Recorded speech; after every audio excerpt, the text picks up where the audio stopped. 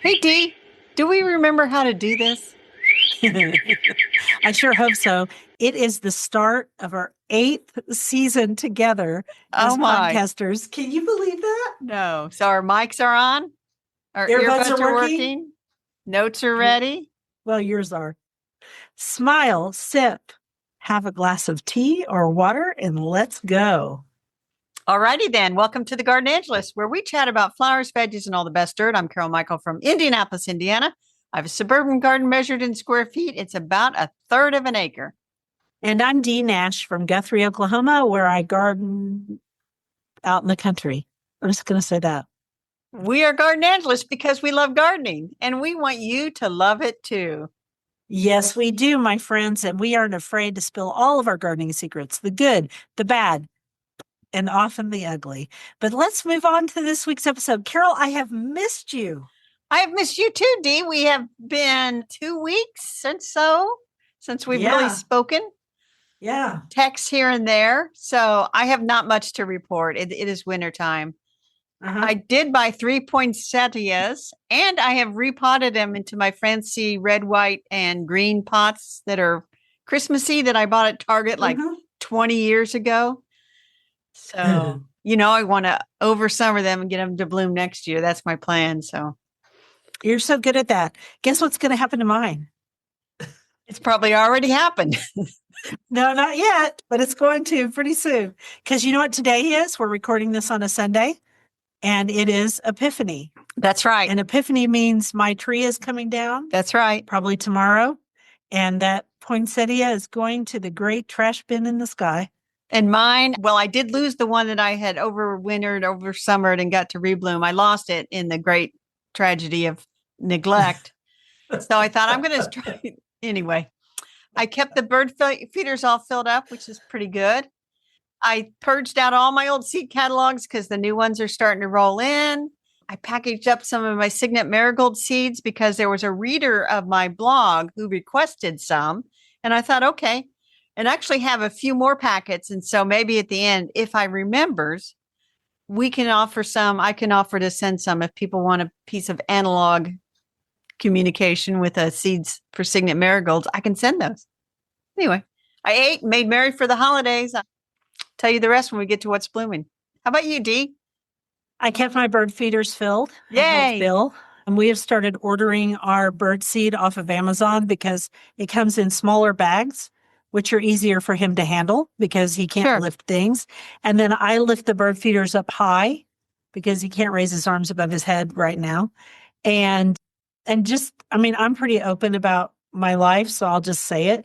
He's having surgery on Wednesday, so I would appreciate prayers. He's having surgery on the back of his neck because some of his vertebrae are messed up. And hopefully that'll change the not being able to raise his arms above his head. And until then, teamwork makes the dream work and it keeps the feeders filled. That's right. And then we get to see the pretty birds. And then let's see, what else have I done? I'm watering my plants indoors and I'm culling a few that are just not going to make this year's fun. You go. It's perfectly acceptable to throw out a houseplant that is not performing well. Yeah, or that I neglected terribly because I'm me. Well, the good news is, well, you don't really like Legos. I was going to say Legos coming out. They just came out with on January 1st, the Peace Lily, which is on my list for my birthday. Okay, so you've got this wrong. I love Legos. They are hard for me to put together because of my thumbs, but I love them. I think they're a blast. You know what I hate? Peace lilies. Oh. But you enjoy that. Let's move on to play favorites. Okay, let's do that. So while you're thinking about what your favorite is, I will just tell you that my snowdrops have been awesome. They started blooming before Christmas. They are still out there. There's a nice little puddle of them, and they will be there until they're not there. Snowdrops. Those are great. I love snowdrops. I did a little video. Snowdrops don't like Oklahoma, do they? No. So I enjoy them in other people's gardens and on Instagram. In my garden, hellebores do well. And I've been doing a series on all the things that are of winter interest in my garden on Instagram. I've seen it. You wanted me to mention that, and I did. And then, did you actually say I seen it? I did. Oh my And then I goodness, that corrected was a myself and I moment, said, wasn't it? Oh dear. Okay, I and saw then, it. but my favorite thing this week would be the cardinals. I mean, Oh, yeah. yeah, the cardinals are the most beautiful birds ever. So that's my favorite. Shall we move on to the question of the week? Yes. Oh, I'm tired of this question. So the question is, can I keep my waxed amaryllis after it blooms and get it to rebloom? And so, Dee, I have seen on Instagram a couple of, I'll call them influencers, pop up, and they give instructions on how to remove the wax from the bulbs and then pot them up and supposedly get them to regrow. So It is possible. technically, I suppose that you can. Mhm. Yes. We had a friend do Now, it. it depends because I've seen some waxed amaryllis that were like glued to a birch board. Yeah. Probably not a good idea. And then some of them, in order to keep them upright, they have like A wire base Mhm. that's on there. That would have to be removed. And depends on how far they cut into that basal plate. So So I'd have to look at the bulb, but I'm pretty sure mine are going in the trash. okay, but yeah, I mean, isn't that the whole point of the waxed amaryllis? Is that it's no care at all and you get to enjoy it and then you say goodbye to it? I mean, if you want to regrow amaryllis, then grow the real bulbs that are like the big ones that you buy, put them in potting soil like I did this See, year. that is way too logical. Way too Oh. logical. No one ever accuses me of logical. So there you go. It drives me crazy that we overthink this stuff. Or that people, I know we want to get away from being a throwaway society. Exactly. So what I would be tempted to say is remove the wax and compost the bulbs. There you go. If that makes you feel better, go right ahead. All right, insect of the week. And then you said, why is it that in wintertime we can't think of even one insect to discuss? Out of sight, out of mind? Where are the insects in wintertime? And you answered it, which is? They're underground, they're under bark, they're under leaf debris. They are in your house, they are in your attic, they are in your basement. And I will once again recommend that people read this book. I read it, I think around 2019, 2020. It's called Never Home Alone: From Microbes to Millipedes, Camel Crickets, and Honeybees, The Natural History of Where We Live by Rob Dunn. And he wrote this book that really goes through, it's like he went on a vacation or somewhere and he had a bunch of graduate students. He's in North Carolina. They came in and they did like a whole assessment, a census of what was growing in the house or what was living in the house, spiders, crickets, mites, all that stuff. And so Right. that's where I once came up with the idea that you are never 10 feet, more than 10 feet away from a spider, which really creeps people out. But anyway. Doesn't creep me out. I love spiders. So I'm not bothered by that at all. But I was also going to say the insects are in your plant stems too. That's the other place they are. Yeah, they're out there in the plant stems too, except in my garden. Oh, don't say that out. Don't tell them that. Well, because I had to cut back so much because I was getting the fence installed. And so I went crazy out there. Well, you're going to get hate mail from the natural. I'm not going to get hate mail. You aren't? Okay. I'm not that influential. I'm not that well known. Aren't you lucky?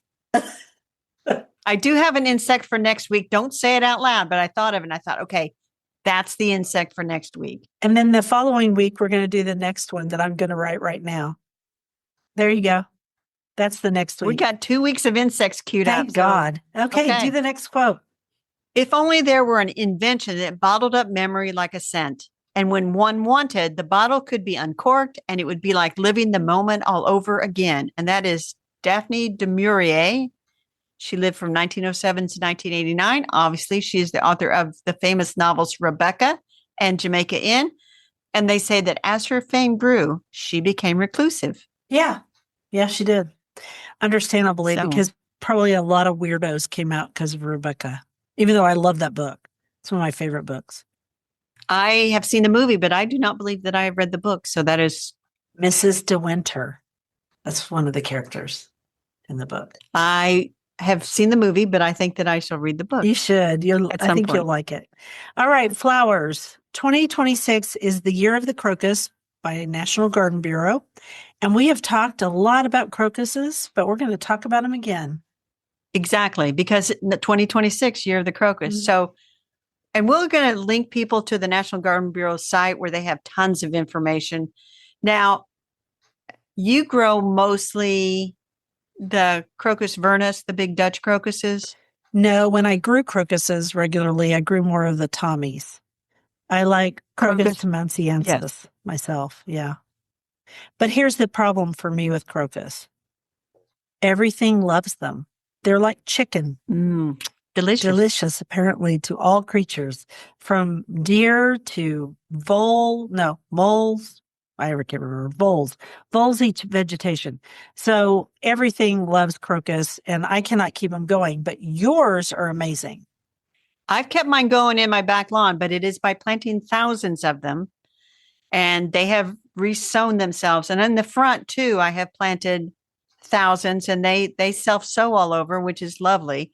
So I have the Tommies everywhere. I have some of the Crocus vernus, which is the big Dutch ones. Yeah. And the one I like is Pickwick, which they have a nice picture of here. I love Pickwick. Like it's very pretty. Striping, veining. It's really pretty. Pretty. One year, also, I want to say one more thing about crocus in the lawn. Most lawns in Oklahoma, if they're in the sunshine, are Bermuda grass, and Bermuda grass is brown until it warms up. So then you get crocus in a brown lawn, which doesn't look nearly as nice as yours. Now, I have in the front lawn, I have the other kind of grass, fescue, and they looked beautiful in the fescue, and I planted them for several years. And then I started having vole runs all over my front lawn, and that caused a lot of trouble. So I quit doing them. And then I tried them in the flower beds, and the voles ate them there. But that doesn't mean I don't love them. Keep going. And I do see a little bit of digging. I was out there the other day, and I see that like where they have dug up a bulb here and there. But so far, fingers crossed, I have not had like the big runs of them. I know I have voles out there. And so then people can't believe is that there are fall blooming crocuses. Which is your thing, because then you plant them and you fool your neighbors. That's your favorite. Yes. Crocus speciosus is the autumn crocus. Yeah. And I actually have a note on my calendar, I think for May, when they open up the ordering again, to order a bunch of the fall blooming crocuses to plant out front. I have a few, but not enough to make that impact statement that I want to make. No, not yet. But you will, because that's you in a nutshell. And then there's Crocus sativus, which is where we get saffron. And you've actually grown it. I have grown it. And actually, I have a little patch of it in the front. And I keep thinking, oh, they're not coming back, but they bloom so late. I mean, end of October into early November, some years, that I just keep telling myself, have faith, they will return. Have faith, they will return. And they do. And some years I harvest the saffron, but then I don't do anything with it. So most of the time I just leave it be. Yeah. I mean, it takes a lot of saffron to do anything. And that's why it's such an expensive spice. Anything else you want to say about our beautiful crocus? Yes, I want to say that people always say, well, where do you buy 1,000 crocuses, Carol, and not break the bank? And that's where you go to Van Engelen, which is the wholesale side of John Sheeper's bulbs. And you can buy them in lots of 500. And they used to be like 10 cents a piece. Maybe now they're 15 cents a piece. Yeah. The other place I would go to buy bulbs if I needed smaller quantities is Brent and Becky's bulbs. Out in Virginia, we know them. They are great people. Nice people. And very nice people. So that would be another good source for bulbs. And then I wouldn't be afraid to pick them up at the store. And we're using the term bulbs, but everybody, we know they're corms. Yeah, which is not really a bulb. No. So you can pick them up at the store. You can also force them into bloom in the spring if you put them in the refrigerator, which I didn't do. Haven't done that for years, but you can. You can. I did it once. And it was really pretty. I did it with orange ones. They were lovely. So, well, I'll tell you two things about the colors of crocuses. Mine are all whites and pinks and purples because I had bought a bunch of the orange ones. They don't come and I planted them out and they did not return for me. I think it's because they aren't as close to the species as the other ones, you know? Yes. And I was very disappointed. And then the yellow ones, I had those I too. tend to not put them in the lawn because they look like dandelions from a distance. And I've already got dandelions. Yeah, I have plenty of those. I don't need more. I don't need that color. I need the pinks and the purples. Yeah, that and we're going to show a picture in the podcast newsletter of her beautiful crocus lawn because it's impressive. Okay. But I want the people in Oklahoma to repeat after me. No. Just or don't. You'll the other be thing is sad. it is a test of your ability to kneel in your garden and stay seated for a while because it takes a bit of time to plant those. Yeah. Okay, shall I do the next giant quote? Yes. Oh my goodness gracious. Did I pick this It's out not that big because I got the bio after it. So it's not that big. And now let us believe in a long year that is given to us, new, untouched, full of things that have never been, full of work that has never been done, full of tasks, claims, and demands, and let us see that we learn to take it without letting fall too much of what it has to bestow upon those who demand of it necessary, serious, and great things. That was really long. And this is by Maria Rilke, or Rainier Maria Rilke. And she was I'm sorry. It's a man. Sorry. Rainier. Rainier. Well, however I say it. But okay, so the Maria threw me. Sorry. Yes, threw me too, but it's a man. He was a German poet, and he wrote this in a letter to Clara Rilke. Yes. And he is acclaimed as an idiosyncratic and expressive poet. He is widely recognized as a significant writer in the German language. What the heck? Where'd you find that? Well, where'd I find it? Yeah. Just popped up on the internet. Let's talk about the vegetable. And we're going to talk about the vegetable of the year from National Garden Bureau, and that is the hot pepper. Have we talked about hot peppers, Dee? A couple of times, but we've never just devoted ourselves to the hot pepper. And since I really can't eat them anymore, I have to eat mild peppers, but I'm with you. Let's begin. So over there on the National Garden Bureau, and I didn't copy this information, but there's 25 to 30 known species of peppers. And so they list the 5 ones that are most often grown. And it's interesting to think about some of these things that you thought, well, they're just peppers, but like the really hot habaneros or Capsicum chinensis. Yeah. Chinense. And then others of them are frutescens, and there's annuum and baccatum. I'm butchering those names. You but really are, and I don't know why, because you normally, frutescens. Yes. So, and we do know that hot peppers, they're measured in Scoville units. Yeah. And so you should think about if you can tolerate a jalapeno, go look up the Scoville units for jalapeno. And then when you start thinking, oh, I want to grow like a Carolina Reaper or a ghost pepper, go look up those Scoville units and you'll find out that is a very dangerous pepper to be growing on your own. I don't recommend it. I mean, they are hot. They are so hot, and they're kind of popular now, but not my thing. No, not my thing either. Those really hot ones. I'm kind of good with jalapeno, and that's it. Yeah, me too. I like jalapenos. I like Anaheims. I like the big Jim pepper, which is a type of Anaheim. I like that kind. I like poblanos. Just a titch of heat, just enough to have flavor, but not, tear off your mouth. Because I've actually had a jalapeno one time that was unbelievably hot. I have a story for you. So we went to dinner at this Mexican restaurant years ago with Maria and Kurt. Maria is Bill's youngest sister and her husband. And we were there and we had gotten the fried jalapenos, right? And so normally they're not that hot. And I saw Kurt just eating them, just one right after the other. And then I thought, okay, they're not that hot. And I popped one in my mouth. It burned from my stomach all the way up my esophagus. I thought I was going to die. It made my heart hurt. And I was like, what? And he goes, oh, I can't tell they're hot. Well, people that eat a lot of hot peppers, they do develop a tolerance for them. And I had a grandfather, and this was before like Mexican food was a big thing and hot. He grew these hot peppers, and I don't know how he had them year round. Maybe he dried them, but he would have a third of it with his breakfast, a third of it with his lunch, and a third of it was with his dinner. And he said, it helped his stomach. I'm like, well, I think capsicum, there is something to that. I think it does help your stomach. I think it helps with a lot of things. And anyway, it's used a lot in holistic medicine. So there you go. And then we want to know from our listeners, which hot pepper do you guys always grow? yeah, that would be good to Message grow. us in one of the many different ways that you can reach us, because there's so many. Yes.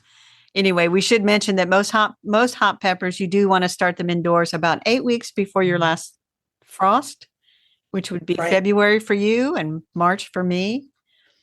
Yep. They don't like the cold, so seed mat with heat is helpful to get them to germinate a little faster. Yeah. But I never bother with such foolishness. I mean, never mind.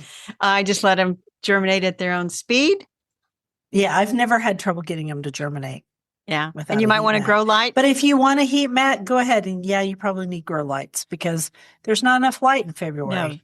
No, nor March. And then the other thing I would say is you can also most garden centers have tons of peppers for sale.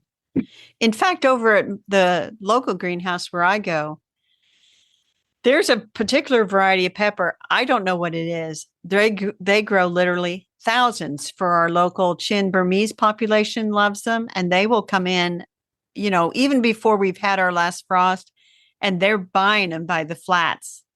And, that the greenhouse they're saying. They must keep them under grow lights. It's like, we're not frost free yet. Don't plant these, but they love them. And they got her to grow them, just tons of them. Huh. That's cool. So, but it's very much a part of their cuisine. So that's about all we got on hot peppers. Oh, I had one more thing that people always ask. If you grow a mild pepper next to a hot pepper, will it make your hot pepper less hot and your mild pepper hotter? And the answer is no. No, it's the following generation. So if you are a seed saver, you do want to make sure that your pepper varieties are all separate from each other so you don't get cross-pollination. Right. And you don't want to try to save seed from a hybrid. No, you do not. Okay. In fact, don't bother with the seed saving. Just buy new seed each year.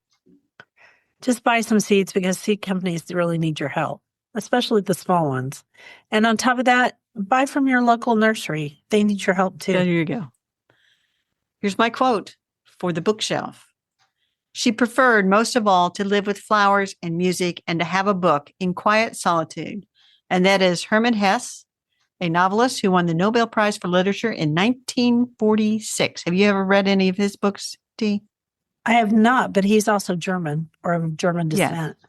You can tell by his name. This is kind of a German episode. I am of German descent. Okay. Me see too. You have it. German and Irish, but mostly German. Here's our book. Our book is The Continuous Vegetable Garden, Create a Perpetual Food Garden That Sows and Grows Itself by Charles Nardozzi. I almost said Dozy, but it's Dozzy. It comes out on February 3rd, 2026, and it is a fabulous book. It is. And Charlie is no newcomer to the garden industry and to the... Charlie's awesome. He is. You have met him, I assume? Yes, I have. He's really nice. I have not met him to my knowledge, but that could be that I met him and just didn't know it. He's got a lot of good information about himself as an author, nationally recognized, regional Emmy award-winning garden writer and speaker, radio, television, and online personality, 35 years of expert experience. And that is what you are getting in this book. And Dee, if I had a brand new garden, I would want this book because I think that I could have done a better job of selecting some of the plants that I grow to have more stuff that I could harvest year round.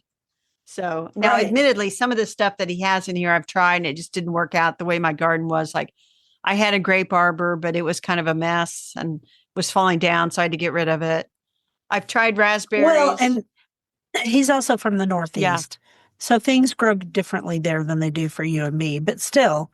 Okay, keep going. Jerusalem artichokes are in here. Yes. If you ever plant those, you'll have them forever and ever. Amen. Yes. There's a PBS show Sorry, I called threw Garden you Smart off. that he was the host for too, by the way.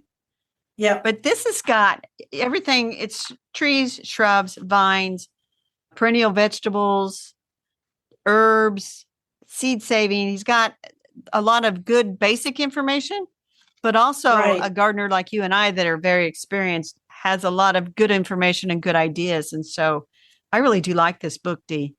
I think it, Yeah, it's a good book. yeah. And if It you're really kind of is. struggling and you think, I would like to harvest more from my garden, I need to replant an area, or maybe I have a brand new garden, I would highly recommend the Continuous Vegetable Garden, because it's not just a vegetable garden, but it's kind of incorporated into your entire landscape.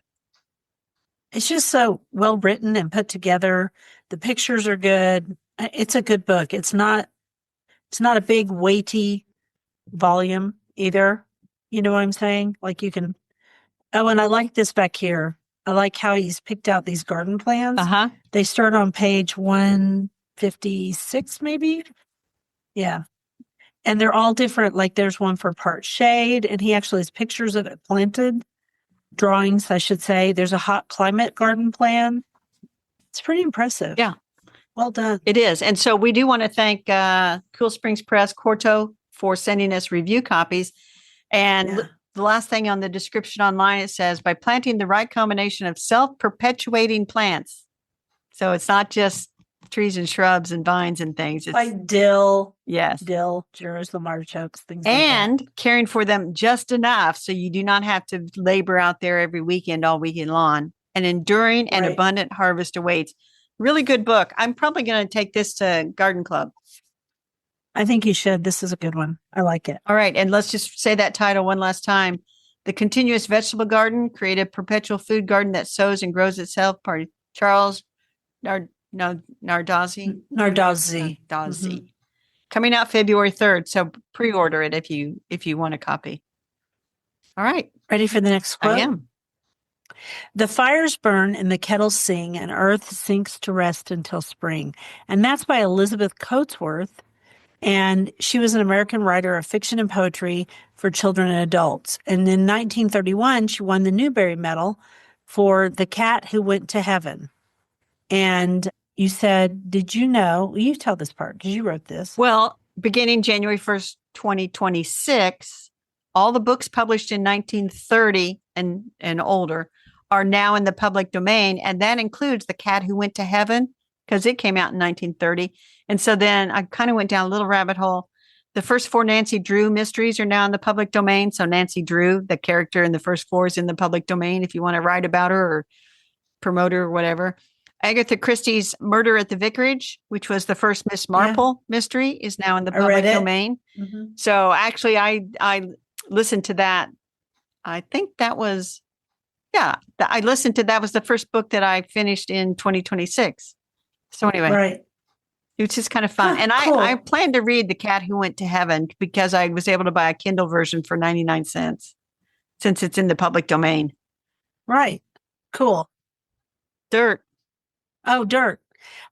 You brought up celery vases, and I guess they're making a big comeback, and you linked to an article in House Beautiful, and then you texted me today, and you said, do you have a celery vase? And I said, I don't, but now I want one. You found one. I have one. What is a celery vase? So back in the Victorian eras and into the early 20th century, celery was apparently extremely expensive.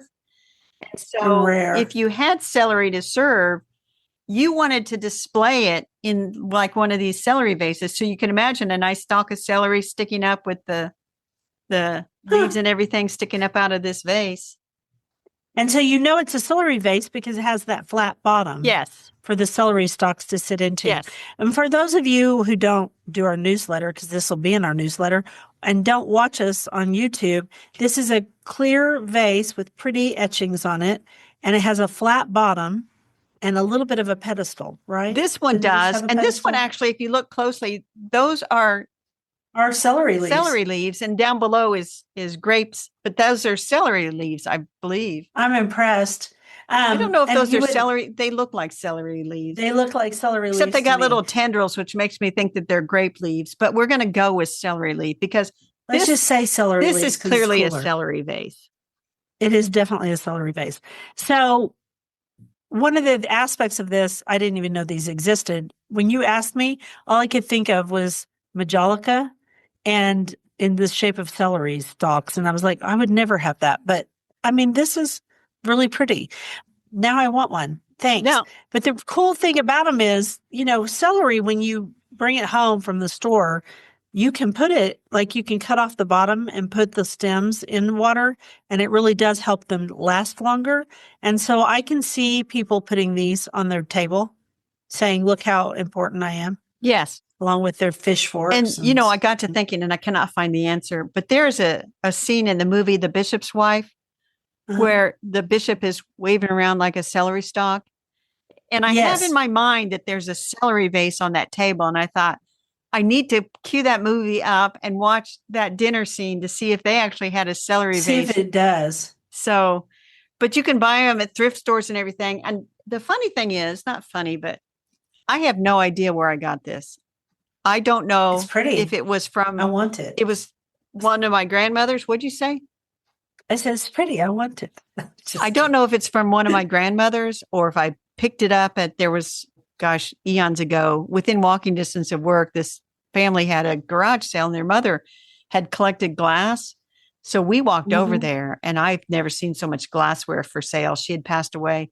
I might have bought it there. I just don't know where I got this, but I'm keeping it. That is really cool. And this is quite the rabbit hole, because I don't have a rabbit hole, but this would be a good one to go down, because when you scroll down on House Beautiful, then they have these 16 yard sale items are worth a fortune. Where do you see that? It's under, so when you go to House Beautiful, readers are also reading. And then you go further down, and then it's right there on the left, and it shows glassware. Okay. Do you see it? I don't, but I will. And then you go a little further down. It says 6 types of vintage plates that are worth a lot. I see it down here at the bottom. Because you know how I am. I love antiques. Well, here's one, tacky antiques that are cool again. We got to be. Okay, that's really fun. We could go through these articles all through January. So anyway. Yeah, we could. Keep that, fit right in. Keep that link open there, Dee. All right. Okay. Your turn. Quote. It is not how much we have, but how much we enjoy that makes happiness. And that is Charles Spurgeon. And if I found the right guy, he's a famous Baptist preacher in London in the 19th century. Yeah, people love him. Protestants love Charles Spurgeon. They quote him all the time on Instagram. He was quite the prolific writer. Okay, this section is going to be, I'm going to tell you about my game just slightly, because I don't have a rabbit hole. Okay, you tell me about your game, and then I'll tell you about 3 different rabbit holes. Then you can tell me about your 3 different rabbit holes. Quickly, I'm now an officer. I'm now in one of the higher chats in the group now, and I have lots of responsibilities. And we have finished season 1.